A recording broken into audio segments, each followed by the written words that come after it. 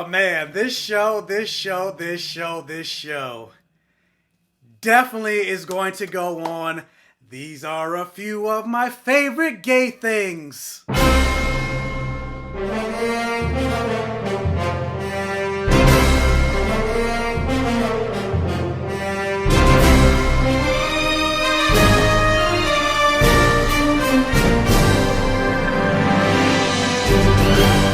And welcome to my safe haven. Thank you guys so much for clicking on another video and joining me here on the Black Gay Comic Geek channel. But if this is your first time checking out one of my videos, thank you so much. Hey, how's it going? My name is Michael. I am the Black Gay Comic Geek, and I always say the things that I love to talk about on my channel has blood, sex, gore, and magic, or any variation of the four. So I like to talk about superheroes, I like to talk about action movies, I like to talk sci-fi, I like to talk fantasy, I like to talk video games, I like to talk black representation and queer representation, or a lot of times the lack thereof in sci-fi and fantasy movies or comic books or video games or action movies, etc., etc. So if that's something that you are interested in, if you like the channel, if you like my views, if you like the commentary or whatever, do me a favor, hit the subscribe button and become a regular here on the channel. Make sure you watch, like, share, comment, interact on the video for the algorithm, whether this is your first time or you're a regular here on the channel. If you could do me a favor, hit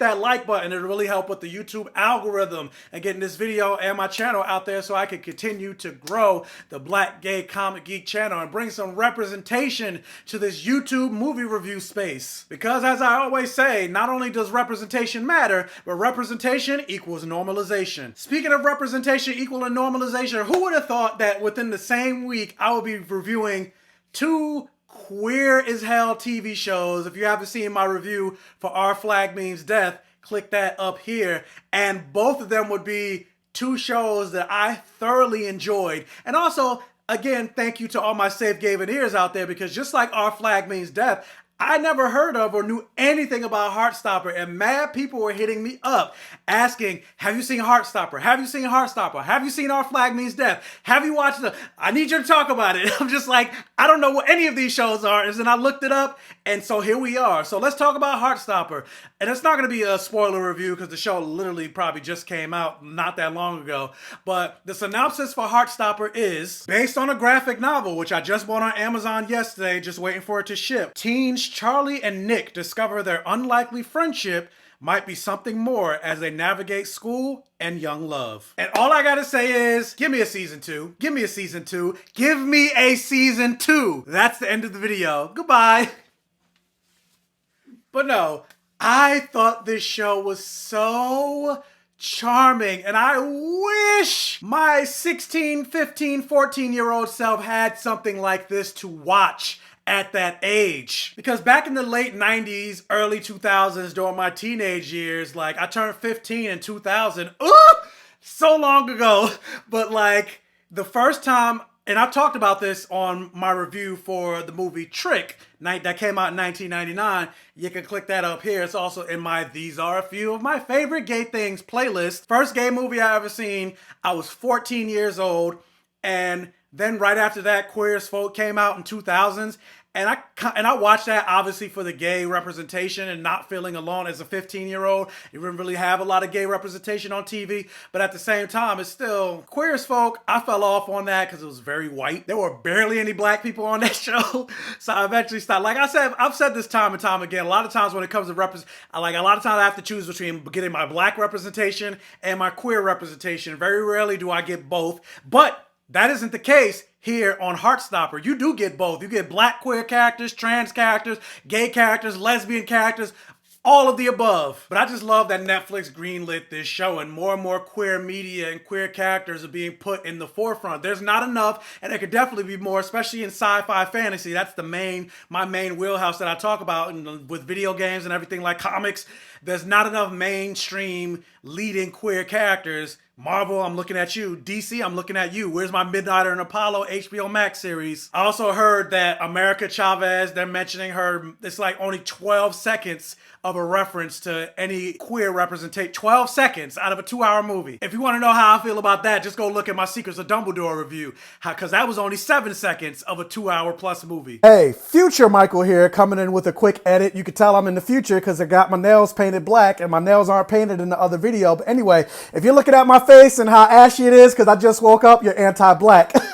But I kind of wanted to make this point really quick because I kind of got lost in what I was saying, in the sense of like, I wish my 14, 15, 16-year-old self had a movie or a show like Heartstopper, even though I had movies like Trick and Queer as Folk, which came out in 2000 and Trick came out in 99. Like, yeah, those shows did eventually come out, but Trick and even Queer as Folk were following adults. But I never really got to see like teenagers figuring out their queer identity and romance. And as a queer teen myself at back then, it was just like, yeah, I wish I got to see like as those teens are coming into their sexuality, just like I was coming into my sexuality as a kid. Like, I didn't fully get comfortable to really come out until I was like 20. But yeah, I love this show. We talked about the two characters of Charlie and Nick, and the two main actors, their chemistry was incredible. Like, there are people online, like I looked up some of the behind the scenes stuff, like people think, like if you look at interviews and things like that with the two of them, people think they're actually dating in real life, like they've met and started dating on set, which does happen a lot in a lot of movies. Just think about like Andrew Garfield and Emma Stone. They met on the set of The Amazing Spider-Man, started dating, and a lot of other actors. Now granted, the main character that plays Charlie, he is actually openly gay, an openly gay actor, but the character that plays Nick, don't know. But regardless of whether they are or whether he is or not, he was convincing as hell as Nick. And unlike something like Moon Knight, you got Asian British people on this show, black British people on this show, white British people on this show. More than just, yeah, like I said, representation galore regarding this show. One of the main characters is a black trans teenager played by a black trans woman, 18. I think she's 18. And while this show is a coming of age, coming out story in the sense, the thing that I loved about it is the main character is out. The main character is proud. He's openly gay. The school knows he's gay. And so because of that, you're not dealing with the typical coming out storylines that you get time and time and time and time again. The same old story with at least this particular character. But of course, you know, with being an openly gay teenager, an openly gay person in high school, kids are cruel. Kids are cruel as hell. And so obviously that character was bullied a lot. And also navigating being like the only openly gay person in school, but obviously you're not the only gay person in school, even just based on statistics alone, and dealing with that and relationships and everything like that involved. Like, this show just had so much heart, and it reminded me a lot of my own childhood and story, in the sense of like, there's one character in this story, I think his name is Ben, and he's not openly gay. And he's kind of portrayed to be like the villain, the antagonist kind of the story.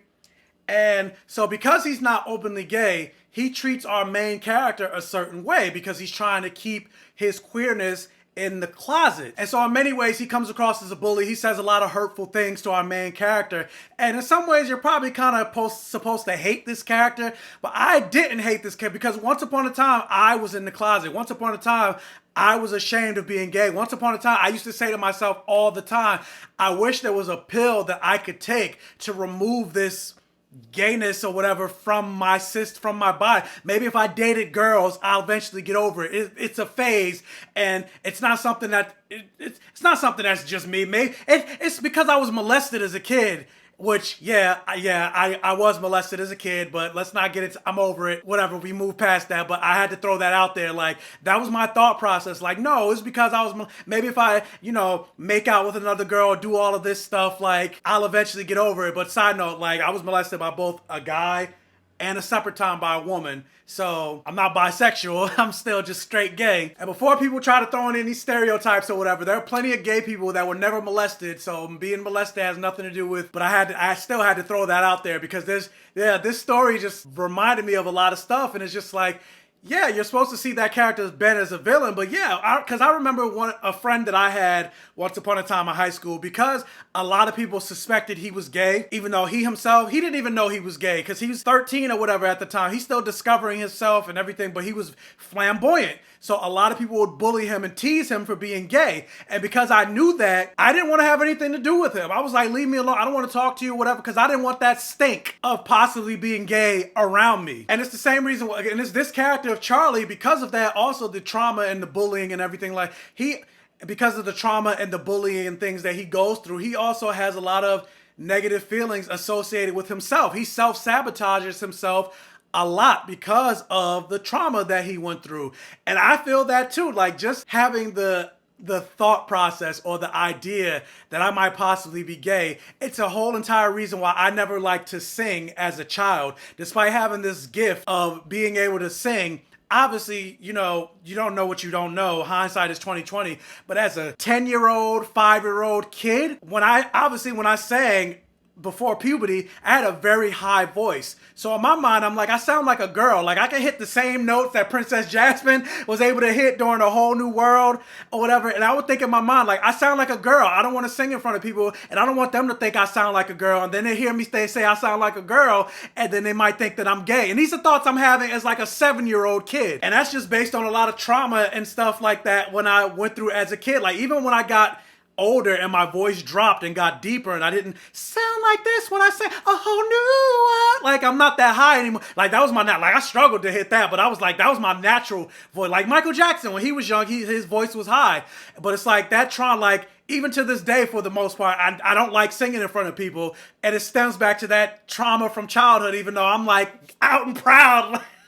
Now I'm just like, I don't sing mostly because it's not my passion, but like a lot of that stemmed from that, and so yeah, like I just related to so much, and that's why I didn't hate the character of Ben, because I'm like, and granted, I wasn't as hateful and as hurtful and as harmful and as abusive as Ben, but I was still a version of the character of Ben. If you haven't seen the show, you don't know what I'm talking about, but definitely go back and watch the show, and you'll see all the characters and understand where I'm talking about, where I'm coming from with regards to talking about the character of Ben. But yeah, but going back and repeating something that I also said in Our Flag Means Death, if you've seen that, the thing I love about this show is I always enjoy when shows take their time with the courtship and the awkward beginnings of a queer relationship and a queer romance. A lot of times we do not see that in shows. Think about something like an Arrow. You had the character of Mr. Terrific introduced. He already had a husband, and then his husband wasn't even part of the superheroic, so you hardly got to see his husband. So you hardly got to see any queer role. He was basically queer in name only. But yeah, all the other straight characters, they got to have full-on relationships, dating, heartbreaks, etc., etc. But we didn't see that with Curtis. A lot of shows and movies will always have like the sassy gay best friend, and they're there for like moral support and to help the straight character with their relationship, but we never get to see relationships from the gay characters. Will and Grace, we got to see all of Grace's relationships and ups and downs and turmoils and sex life, but yet Will, even though he's the first person in the name of the show, Will and Grace, not Grace and Will, he didn't even get a boyfriend until the 5th season of the show. Even something like a Glee, as prominent as the Kurt and Blaine relationship was, go back and watch Glee. There were only a small handful of moments that they actually kissed on screen. A lot of times when they would have intimate, romantic moments, they would hug each other. And I'm like, what is this? But yet, like, Leah Michele and Corey Monteith, rest in peace, they got to kiss on screen. The straight characters got to kiss all the time, but yet Kurt and Blaine, they just got to hug a lot. And that's a show created by a gay man, Ryan Murphy. And I know probably part of it is not all his fault. It's probably the Fox network. They didn't want to have too many gay kisses in one episode or whatever. But like, it goes to my point of like, we don't really get to see the courtship a lot of times when it comes to gay characters. It's just like, all right, maybe get one episode and then, okay, we're together now. But this, we got to see a build up. Every single episode was about building the relationship between Nick and Charlie. And also like the character of Nick, seeing from his perspective, a person that's discovering his sexuality. That also is, and the thing I like about Nick, and even though when I mentioned it's not a typical coming out story, where Nick is, yeah, he's coming out, but he doesn't have the toxicity around the whole idea of coming out. Whereas, yeah, he's trying to figure himself out, but he doesn't have the aggression and, oh, I don't want this. It's just he's just open to figuring himself out and being and adjusting to this new concept of himself that he didn't know he had. And I found that to be really interesting. And yeah, like I mentioned, in this show you have a black trans character who is one of Charlie's best friends, and that character got an interesting story, an interesting romance and development.